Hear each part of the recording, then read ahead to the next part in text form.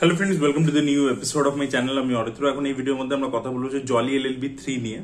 তো দেখুন, এই ছবিটা ট্রেলারটা খুব একটা ইমপ্রেসিভ ছিল না, আমার এক্সপেকটেশন কম ছিল এবং আমি কম এক্সপেকটেশন নিয়ে দেখতে গেছিলাম। ছবিটা ডিসেন্ট ওয়ান টাইম ওয়াচ হয়েছে এবং এই ফ্র্যাঞ্চাইজের মধ্যে সব থেকে দুর্বল ছবি অ্যাকচুয়ালি পার্ট 3টাই আর কি।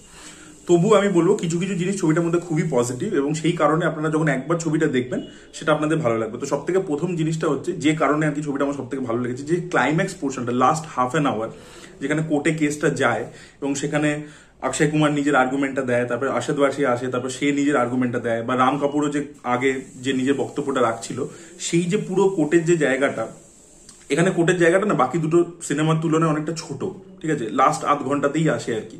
বাকি দুটো ছবিতে দেখবেন অনেকক্ষণ অনেকটা স্প্যান জুড়ে রয়েছে। যাই হোক, কিন্তু এখানে কোর্টের পোর্শনে যেভাবে ইমোশনস ওয়ার্ক করেছে, যেভাবে ডায়লগ ডেলিভারি রয়েছে, সেখানে ডায়লগ যেভাবে লেখা হয়েছে, পারফরমেন্স বলুন, সবকিছু মিলিয়ে সেই জায়গাটা কিন্তু খুব সুন্দরভাবে ওয়ার্ক করেছে। তো ক্লাইম্যাক্সটা ডেফিনেটলি স্ট্রংগেস্ট পয়েন্ট ছবির, ওটা আমার বেস্ট লেগেছে। আর এছাড়াও যে পারফরমেন্সেস প্রত্যেকের ভালো, এখানে তিনজনের কথা আমি স্পেশালি বলবো। একজন অক্ষয় কুমার, একজন হচ্ছে আরশাদ ওয়ারসি, আর এখানে সৌরভ শুক্লা। দেখুন, আরশাদ ওয়ারসিকে কিন্তু একটা জিনিস দেখুন পরিষ্কার আমাদেরকে বুঝে নিতে হবে, যে Akshay Kumar is a bigger star, তো দুজনকে সেম স্ক্রিন টাইম দেয়নি। অক্ষয় কুমারকে অনেক বেশি স্ক্রিন টাইম দেওয়া হয়েছে। আপনারা ছবিটা ভালো করে দেখলে পরিষ্কার বুঝতে পারবেন সেটা, যে আরশাদ ওয়ারসি মাঝে অনেকগুলো জায়গাতে নেই ছবির মধ্যে, ঠিক আছে। তো অক্ষয় কুমারকেই বেশি করে স্ক্রিন টাইম দেওয়া হয়েছে এবং অক্ষয় কুমার ভালো পারফরমেন্স দিয়েছে, সেটা কমেডি জায়গায় হোক বা ড্রামাটিক মোমেন্টসে হোক, ইমোশনাল মোমেন্টস হোক, তার পারফরমেন্স খুবই ভালো ছিল। আরশাদ ওয়ারসি যতটুকু স্কোপ পেয়েছে, স্পেশালি ক্লাইম্যাক্সের দিকে গিয়ে পারফরমেন্স খুবই ভালো দিয়েছে, বা যেখানে যেখানে সে স্কোপ পেয়েছে, তাকে যেখানে সিনস দেওয়া হয়েছে সেখানে সে খুব ভালো পারফরমেন্স দিয়েছে। এদের দুজনের কাজ খুবই ভালো। এবং এছাড়া সৌরভ শুক্লা, সে খুব ভালো কাজ করেছে। তার একটা সিন রয়েছে, পার্টিকুলারলি কোর্টের বাইরে একটা সিন রয়েছে বেসিক্যালি, যেখানে ওকে মানে ওর কাছে কাজ করে আর কি একজন। তো সে জিজ্ঞাসা করে যে স্যার, আপনি তো ভার্ডিক্ট দিয়ে দিতে পারতেন, তাহলে আপনি কেন এই গ্রেসটা দিলেন আর কি। তো তখন ও একটা কাউন্টার আর্গুমেন্ট দেয় যে আমি কেন এই একদিন আর কি আরো একদিন টাইম দিলাম জলিকে। তো ওই জায়গাটা, সিনটা খুব এফেক্টিভ। আর এছাড়া সৌরভ শুক্লা কোর্টের যে ক্লাইম্যাক্সের দিকে বললাম খুব ভালো পারফরমেন্স দিয়েছে। আর সৌরভ শুক্লা খুব ভালো একজন অভিনেতা, তিনি কমেডি টাইমিং তার খুবই ভালো, তো সেটাও তিনি করেছেন। আর গাজরাজ রাওয়ের পারফরমেন্সও কিন্তু ভালো। এখানে কিন্তু ক্যারেক্টারটাকে না একটু মানে দেখুন, আউট এন্ড মানে কর্পোরেট কি এখানে ভিলেন দেখেছি, কর্পোরেট ভার্সেস ফার্মার, যেটা আমরা কাথি ছবিতেও দেখেছি বহুবার, এই সাউথ ইন্ডিয়ান ছবিতে হয়ে গেছে, বা এটা খুব একটা রেগুলার টেমপ্লেট বেসড জিনিস।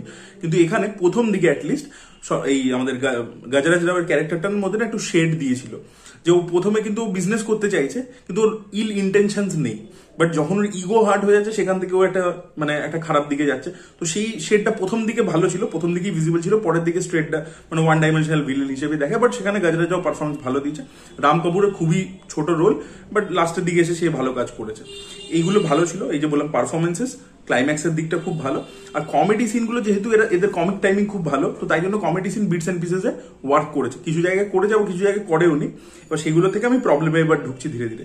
তো ছবিটার মধ্যে সব থেকে বড় প্রবলেম হচ্ছে কি, জলি এলএলবি 1 দেখবেন, অ্যাকচুয়ালি এই ফ্র্যাঞ্চাইজের সব থেকে ভালো ছবি ওইটা।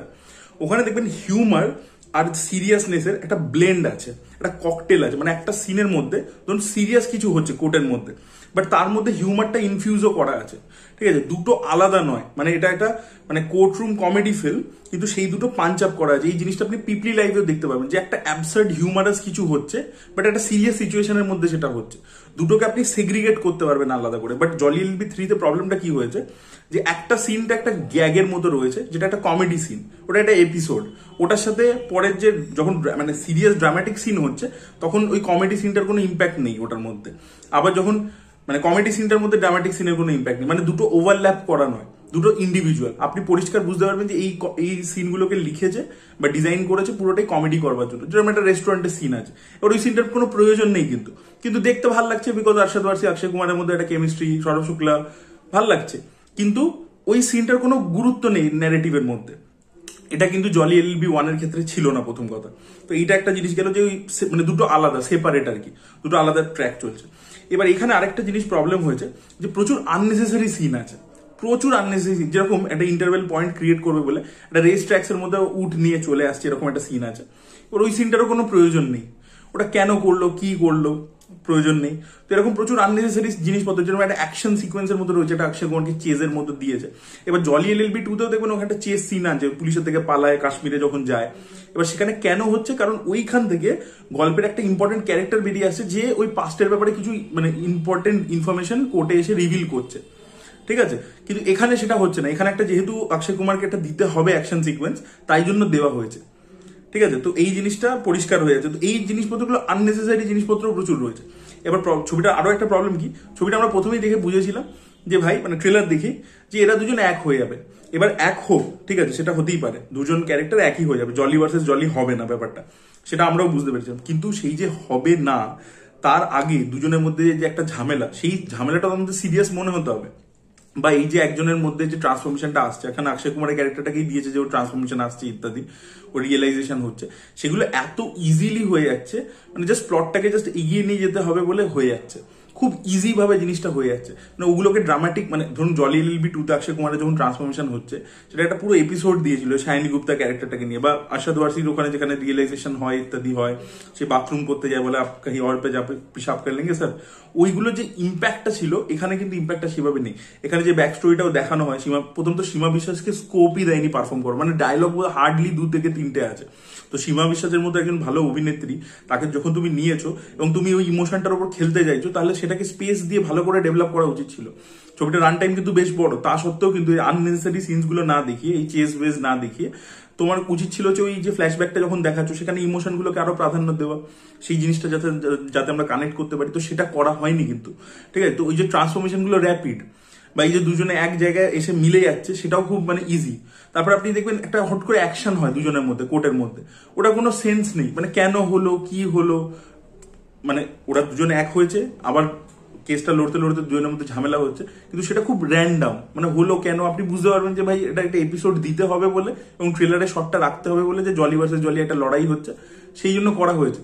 আননেসেসারি কিন্তু ওই যে বললাম যে গল্পকে সার্ভিস করছে না, গল্পটাকে এগিয়ে নিয়ে যাচ্ছে না, এটা কিন্তু আগে দুটো পার্টে একেবারেই ছিল না, তো সেটা একটা প্রবলেম হয়। এই যে ওয়াইফের ক্যারেক্টার গুলো, মানে ফার্স্ট পার্টে অমৃতারাও ছিল, তারপরে সেকেন্ড পার্টে হুমা কুরেশি, এদের তো এই সিনেমার মধ্যে কিছু করারই নেই, বাট জাস্ট মনে হয় 3-4টে ডায়লগস রয়েছে ওই রেস্টুরেন্ট সিনটাতে রয়েছে, আর তার আগে পিছিয়ে এক দুটো, মানে হুমা কুরেশি তবু রয়েছে একটা কমেডি সিনের জন্য, আর অমৃতারাও ওই এক দুটো সিনের জন্য রয়েছে, খুব স্ক্রিন টাইম কম এবং কিছু করারও তাদের নেই সেইভাবে। তো ওই ফ্যামিলির দিকটাও যে এক্সপ্লোর করেছে, যে এই ক্যারেক্টার গুলো আমরা পার্ট 1 বা পার্ট 2 তে যেখানে দেখেছি, সেখান থেকে এদের জীবনটা কিভাবে এগিয়েছে, কি করছে, আশাদ ওয়ারসির ক্ষেত্রে তবু একটু দেখিয়েছে, অক্ষয় কুমারের ক্ষেত্রে তো মানে জিনিসটা খুব ইনঅর্গ্যানিক লেগেছে আর কি, মানে ওটা ভালো করে দেখায়নি। আর আমার আরো একটা যেটা কথা, যেটা আমি প্রথমেই বললাম, এবার অক্ষয়, মানে তুমি যখন ছবিটা বানাচ্ছ, আশাদ ওয়ারসিকে নিচ্ছ, আশাদ ওয়ারসি তো দারুণ একজন অভিনেতা, তাহলে স্ক্রিন টাইমটাকে ইকুয়াল দাও না, ইকুয়াল দাও, ওকেও কিছু করতে হবে মাঝে, অনেকটা পোর্শন জুড়ে জুড়ে, এই অ্যাকচুয়াল অরিজিনাল জলি তো সে আরশাদ ওয়ারসি, তো তাকে তুমি অনেকটা পোর্শন জুড়ে মাঝে গায়েবই হয়ে যাচ্ছে, অক্ষয় কুমারই সবকিছু করছে।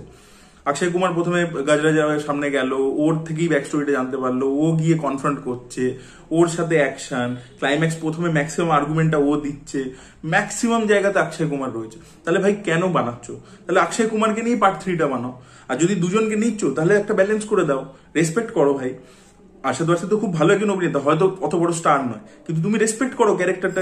এই জিনিসটাই এই দেশের প্রবলেম আর কি, মানে সিনেমা যখন বানায় স্টারকে এত বেশি প্রাধান্য দেওয়া হয়, সেটা আর কি সিনেমার উপর এফেক্ট করে। কোর্টরুমটা লাস্ট 30 মিনিটস খুবই ভালো লাগে, যেটা আমি বললাম যে ডায়লগ রাইটিং ওখানে খুব ভালো হয়েছে বা পারফরমেন্স ভালো হয়েছে, বাট আগের যে দুটো ছবিতে সেখানে কোর্টরুম ড্রামাটা যতটা স্প্যান জুড়ে রয়েছে এবং সেখানে যে যে চ্যালেঞ্জেস জলি ফেস করে কেসটা সলভ করতে, ওকে যা যা বুদ্ধি খাটাতে হয়, কিছু যেরকম ফার্স্ট পার্টটাতে বোমানিয়ানিকে ওকে হারানোর জন্য প্রথম কথা তো ভিলেনটা খুব স্ট্রং ছিল, ওখানে বোমানিয়ানিও স্ট্রং ছিল, সেকেন্ডটাতে আনু কাপুরও স্ট্রং ছিল, এখানে কিন্তু রাম কাপুরকে অতটা স্ট্রং দেখায়নি প্রথম কথা।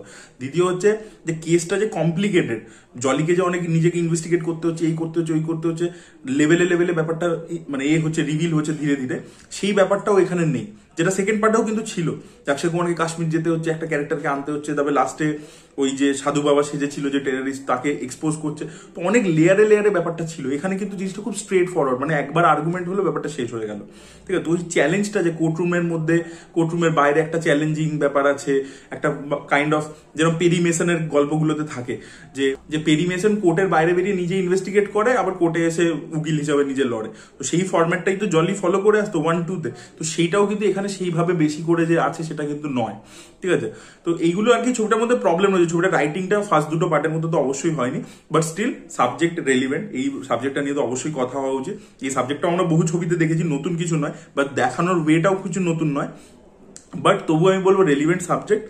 লাস্ট 30 মিনিটস খুব ভালো, পারফরমেন্সেস ভালো, তাই জন্য কমেডি এবং ড্রামা, ডায়লগ খুব ভালো লেখা হয়েছে।